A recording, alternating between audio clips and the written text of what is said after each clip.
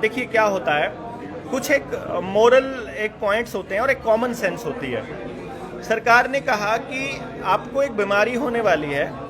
पहले वो ऐसा इतिहास में पहली बार हुआ मानव के इतिहास में कि पहले टेलीविज़न पर आती है कोई बीमारी और फिर वो शहरों में आती है, फिर वो गाँव में आती है। पहले वो बुजुर्गों में आती है, फिर वो जवानों में आती है, फिर वो बच्चों में आती है। जैसे पहले टीवी में आएगी, उसके बाद आएगी, फिर टाइम पहले बता देगा कि इस टाइम आएगी।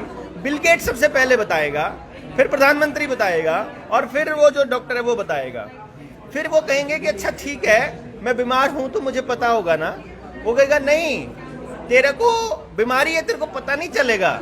अच्छा फिर कैसे पता चलेगा? कि वो एक टेस्ट कराना पड़ेगा। अच्छा वो टेस्ट में हमेशा सही रिपोर्ट आती है क्या? कहते नहीं, गलत रिपोर्ट भी आ सकती है। अच्छा फिर अगर आ जाए तो फॉल्स पॉजिटिव खूब होते हैं, तो फिर इसका मतलब मेरे को नहीं है। कहते नहीं, हो सकती है। अच्छा फिर कैसे पता चलेगा? कि टेस्ट ही बताएगा। लेकिन मेरे को सिम्टम तो नहीं है। नहीं, असिम्टोमेटिक है। फिर मेरे को जब कोई दिक्कत ही नहीं तो मेरे को रहने दो। नहीं नहीं, तू औरों को फैला सकता है। अच्छा औरों को फैला सकता है तो तुम्हें मुंह पे कोई कपड़ा बांधना पड़ेगा। अच्छा ये बांधने से रुक जाएगा? कहते नहीं, रुकेगा नहीं। तो फिर जब इसका फायदा क्या? तो बस उतनी बुरी तरह से नहीं फैलेगा। अच्छा तो फिर इसके क्या इलाज है? कि तुम्हें कुछ लगवाना पड़ेगा। तुम्हें लगवा लिया फिर ठीक रहूंगा मैं, फिर तो नहीं फैला सकता। नहीं, फिर तो नहीं मेरे को होएगा पॉजिटिव। कहता नहीं, हो सकता है। फिर होने वाले में और ना होने वाले में कहता इतनी बुरी तरह से नहीं होएगा। अच्छा ठीक है, फिर तो मैं फैला नहीं पाऊंगा। कहता नहीं, फैला भी सकता है, लगवाने के बाद भी फैला सकता है। तो फिर क्या फर्क हो गया लगाने वाले में ना लगवाने वाले में? कि नहीं, जो लगवाया हुआ ना वो इतना नहीं फैला पाएगा। अच्छा चलो ठीक है। अच्छा उस बीमारी से आदमी के साथ दिक्कत हो सकती है, उसकी जान जा सकती है। तो जिसने लगवा लिया है उसकी भी जा सकती है। कहता हाँ, उसकी भी जा सकती है। कि भाई जब बिना लगवाए की भी जा सकती है और जाए की भी लगवाए की भी जा सकती है, तो क्या फर्क है? कहता लगवाए हुआ की ना बुरी तरह से नहीं जाएगी। मतलब ये एक कॉमन सेंस को मारने की साजिश चल रही है। किसान आंदोलन में लाखों लोगों ने साबित किया बॉर्डर पे बैठ के कि बॉर्डर के इस तरफ सारे लोग एक ट्रॉली में बैठे हैं, मिल के खाना खा रहे हैं, हाथ मिला रहे हैं, एक दूसरे के कपड़े पहन रहे हैं। कोई सीन ही नहीं है वहां, कोई झगड़ा ही नहीं है, एक सिंगल मौत नहीं हुई वहां पे। ऐसा कैसे हो सकता है कि एक भी डेड बॉडी वहां उस तथाकथित सिस्टम से नहीं आई हो? और बॉर्डर के उस तरफ वो राक्षस जो इसका भाजपा का जो एजेंट है केजरीवाल, उसने 2000 का चालान कर रखा है उधर को, और वो वहां पे जो है ऑक्सीजन की कमी का ड्रामा चला रहा है, और वो वहां पे मतलब वहां पे ढेर लगा रखी है फुटपाथ के ऊपर। तो ये समझ में नहीं आता क्या लोगों को? डॉक्टर साहब, आप आज आपने जिनको एजेंट बताया, कभी आप उनके साथ एक बार मंच का संचालन किया था, ऐसा था? सच है ये? मैं अरविंद केजरीवाल का बहुत बड़ा फैन हुआ करता था जी, क्योंकि मैंने कभी किसी पॉलिटिकल पार्टी के साथ में नहीं गया। पहली बार अगर किसी पार्टी को सपोर्ट किया तो वो आम आदमी पार्टी थी। शिक्षा और रोजगार और हेल्थ के ऊपर बात करता था वो आदमी। मुझे भी बड़ा अच्छा लगता था कि मोहल्ला क्लिनिक बना दिए। अब जब इस न्यू वर्ल्ड ऑर्डर का गेम समझ में आया कि ये एक्चुअली मोहल्ला क्लिनिक नहीं है, ये घर घर तक वो उनके एजेंसी ले जाने के लिए, उनके केमिकल ले जाने के लिए, जो WHO के और जो उस रॉकफेलर फैमिली का जो ड्रग जो ये सिंडिकेट है, इस सिंडिकेट का वो केमिकल लोगों के शरीर में पहुंचाने के दफ्तर थे वो एक्चुअली वो मोहल्ला क्लिनिक नहीं थे। और स्कूलों का इस्तेमाल किया। जब मैं स्कूलों पे बात करी, मैंने कहा भाई स्कूलों का अभी तक स्कूलों का क्या इस्तेमाल हुआ है? इसका मतलब ये हुआ क्योंकि आने वाले वक्त में प्राइवेट स्कूल इनको बर्बाद करने थे। न्यू वर्ल्ड ऑर्डर के तहत प्राइवेट स्कूल बर्बाद होंगे क्यों? से शिक्षा व्यवस्था ने तो ध्वस्त होना ही था। जो ये कर्ज व्यवस्था वाली है, जो बैंक व्यवस्था है, और जो शिक्षा व्यवस्था है नंबरों वाली, जो कंपटीशन वाली, इसका कोलैप्स होना कंपलसरी है। तो उस दिन लोग सरकारी स्कूल ढूंढेंगे। तो सरकारी स्कूल ढूंढने के लिए एक मोहरा तैयार करना था। तो उसी न्यू वर्ल्ड ऑर्डर ने, उसी लोगों ने केजरीवाल को स्कूल्स बनाने के लिए जो ये शुरुआत किया कि तुम ये चीजें बना करके अब पब्लिक के अंदर जा सकते हो, क्योंकि वो पूरा साइकोलॉजिकल एनालिसिस करते हैं भाई साहब। वो देखते हैं कि लोग किन किन चीजों से दुखी होने वाले हैं, वो देखते हैं कि समाज किस तरफ जा रहा है, समाज क्या मांगेगा, उसके लिए वो अपना आदमी पहले से तैयार करते हैं। तो वो मैं जब देखता हूं अन्ना आंदोलन की फंडिंग कहां से आई, जो रमन मैग्सेसे पुरस्कार है उसकी फोर्ड फाउंडेशन करती है उसकी फंडिंग। फोर्ड फाउंडेशन इस न्यू वर्ल्ड ऑर्डर का बहुत बड़ा हिस्सा रही है। अन्ना आंदोलन को भी उसी ने फंड किया, RSS ने और रॉकफेलर फाउंडेशन ने तो फंड किया था, और सारे के सारे मीडिया चैनल्स का खेल वहीं से आ रहा है। तो समझ में आया, उसके बाद थोड़ी ना मैं चिपका रह सकता हूँ। मुझे बहुत से लोगों ने कहा आम आदमी पार्टी में, यार तेरी इतनी अच्छी पोजीशन है, तुझे अरविंद जी पर्सनली जानते हैं, तेरे को सिसोदिया साहब बैठाते हैं साथ में बैठ।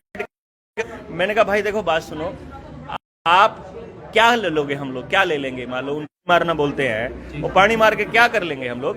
एक पद मिलेगा ना, एक टिकट मिलेगी ना, एक सिर्फ सत्ता में जाएंगे ना। अरे इंसानियत खराब करके, उसका सत्यानाश करके, लानत है ऐसे आदमी के ऊपर जो वहां बैठा रहता था। ये 2000 का चालान मजबूरी में करना पड़ रहा है, हम लोग जान देंगे उसके लिए, लेकिन वो आदमी भी दलाल बना हुआ है उन कंपनियों का। जिस तरह से नरेंद्र मोदी बना, राहुल गांधी अपनी मुंह के होकर वो सिंबल ऑफ स्लेवरी लगा के आता है पब्लिक को दिखाने के लिए। भाई साहब नहीं बर्दाश्त करेंगे हम लोग ये। उसमें भी आप रहे उस वक्त, केजरीवाल और अन्ना हजारे एक साथ मंच संचालित करते थे, आप थे वहां पे। रामदेव ने भी एक आंदोलन किया, परिवर्तन की बात कर रहे हैं, तो कैसे इसमें परिवर्तन आएगा और क्या कुछ चीजें होंगी? का आंदोलन था, दोनों ही आंदोलनों के अंदर लोगों को यह लगता था कि सिर्फ इन चोरों को भगा दो।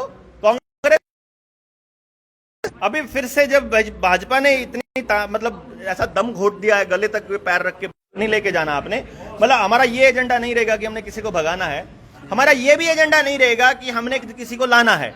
अब हमारा एजेंडा क्या रहेगा? जो जनता सरकार मोर्चा का क्या मकसद है कि जनता सरकार मोर्चा, जिसको तुम लोग नेता कहते हो, जिसको हम लोग सांसद कहते हैं, प्रतिनिधि कहते हैं, वो असल में हमारा नौकर है।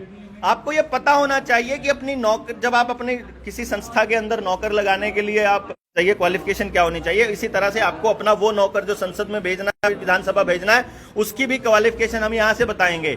हमारी प्रॉब्लम्स का सलूशन जिसके पास नहीं होगा उसे हम नहीं भेजेंगे, जिसके ऊपर इस तरह के आरोप होंगे वो नहीं भेजेंगे। जो बाल गंगाधर तिलक का जो सबसे मूल नारा था, स्वराज्य मेरा जन्मसिद्ध अधिकार है, जिसका नाम लेकर के आम आदमी पार्टी सत्ता में आई थी, और अब लोकपाल, मेरा इन द सेंस हम सबका, मैं कहीं ना कहीं ये कहूं कि राजीव दीक्षित जी के जो विचार थे वो जनता सरकार मोर्चा आगे फॉलो करने वाली है। एग्जैक्टली देखिए, राजीव जी से बेहतर विचार आज के टाइम पे व्यवस्था परिवर्तन के लिए नहीं मिलेगा। उस विचार में हमने थोड़ा दो चीजें और ऐड करी हैं कि वहां पर व्यवस्था परिवर्तन में भी अगर लोग वहां जाकर के उन्हीं के उस पे कठपुतली बन के रह जाएंगे तो फिर कहां जाएंगे, फिर आम आदमी कहां जाएगा? तो आम आदमी को हम लोग बेसिकली अपने चुने हुए प्रतिनिधि को नीचे बुलाने का अधिकार, राइट टू रिकॉल, अगर मान लो मैं अपनी वोट को, मुझे वापसी का अधिकार चाहिए मुझे कि मैंने तेरे को वोट दिया था और तुझे वहां बिठाया था, अब मुझे ये वोट वापस चाहिए। एक रजिस्टर बनाएंगे हम लोग कि वापसी जिसको चाहिए, जो विधायक काम नहीं कर रहा है तो वापस चाहिए, तो उसको उसी दिन सदस्यता रद्द हो जाए जिस दिन 50% से ज्यादा लोग उसको रिजेक्ट कर दें। तो राइट टू रिकॉल हमारे पास होना चाहिए। इस तरह से स्वराज के लिए हमारा तंत्र, कोशिश आप कर रहे हैं। सरकारों का विरोध करना हमारा मकसद नहीं है, हमारा मकसद है निर्माण करना।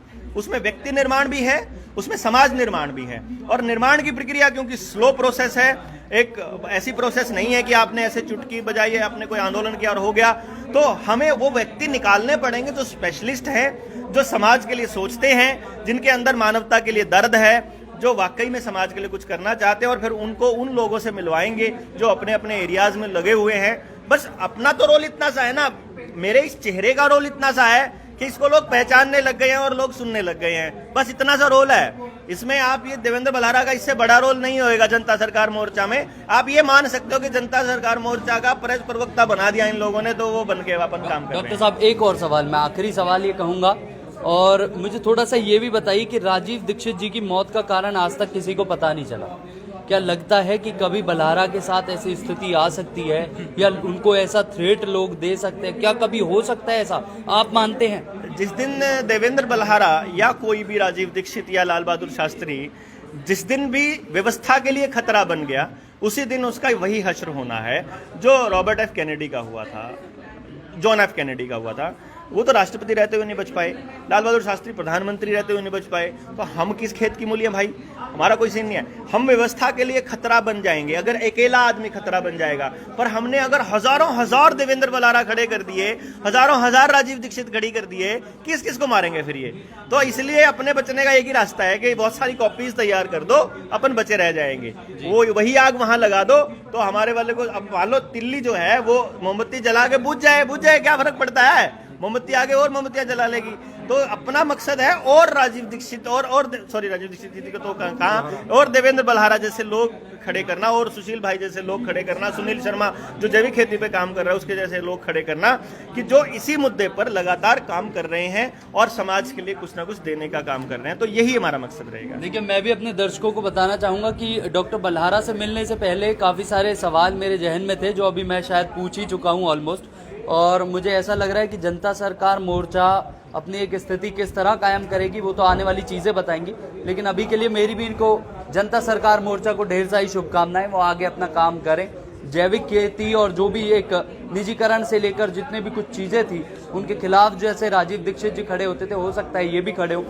और इसी तरह आप और भी अपडेट्स के लिए देखते रहिए न्यूज़ हेडलाइंस। अभी के लिए धन्यवाद।